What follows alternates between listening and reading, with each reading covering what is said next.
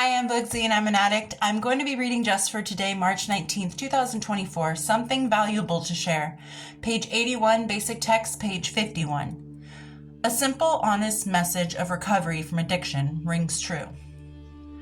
You're in a meeting.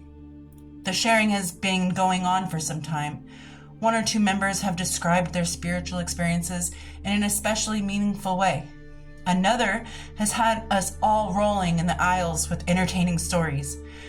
And then the leader calls on you. Gulp.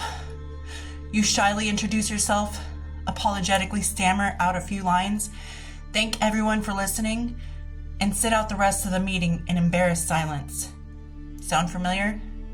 Well, you're not alone. We've all had times when we felt that what we had to share wasn't spiritual enough, wasn't entertaining enough, wasn't something enough. But sharing is not a competitive sport. The meat of our meetings is identification and experience, something all of us have in abundance. When we share from our hearts the truth of our experience, other addicts feel they can trust us because they know we're just like them. When we simply share what's been effective in our lives, we can be sure that our message will be helpful to others. Our sharing doesn't have to be either fancy or funny to ring true.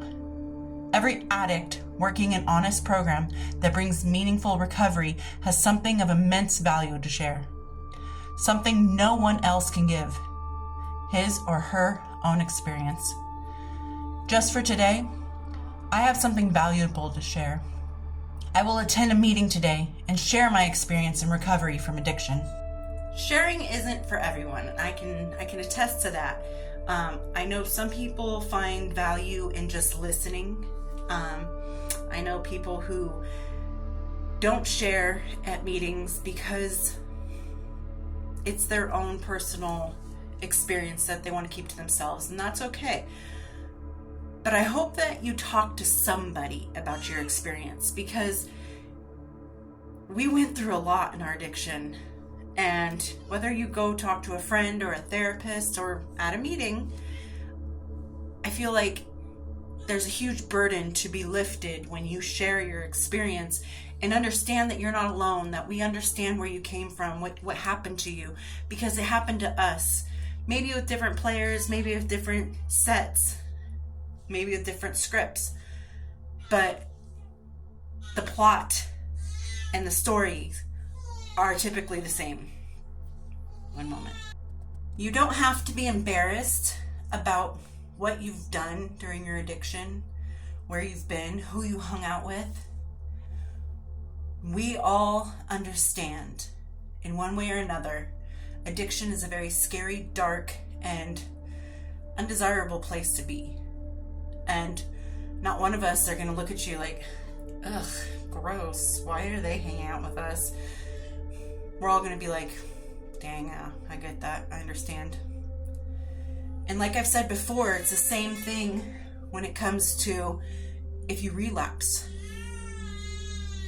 Addicts are the only group of people, or people in recovery are the only group of people that I know that would never not once tell you, get out. You got high, you got drunk, get out. We don't hang out with you anymore.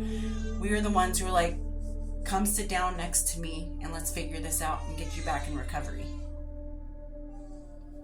Didn't mean to rhyme, but hey. So just don't be embarrassed with sharing your experience. You never know who you're going to help with your story, because there might be somebody out there who's like, I can't say what I did because they're going to judge me. They're not going to accept me. But then you hear somebody's story that matches yours so well and you're like, I'm not the only one. Because you're not the only one. We've all been through that hell. Luckily, we're all out of that hell together. And if you aren't yet out of that hell, I hope that you do find your way, because you are welcome in recovery. You are welcome at Narcotics Anonymous. You are always welcome. And I've got to go tend to somebody, so I'll talk to you guys later. I hope you're doing well. Bye.